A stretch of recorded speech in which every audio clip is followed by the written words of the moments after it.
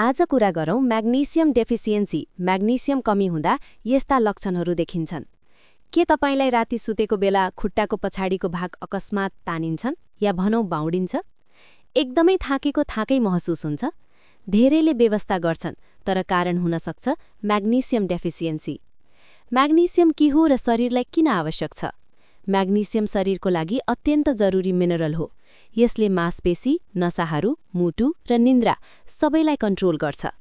कमी हुँदा देखिने लक्षण: खुट्टा पिण्डुला क्र्याम्प वा बटारिने, बाउडिने, मांसपेशी तानिनु, निन्द्रा नलाग्नु, मुटु ढुकढुक बढ्नु, तनाव, चिडचिडापन, हात खुट्टा झम्मनाउनु।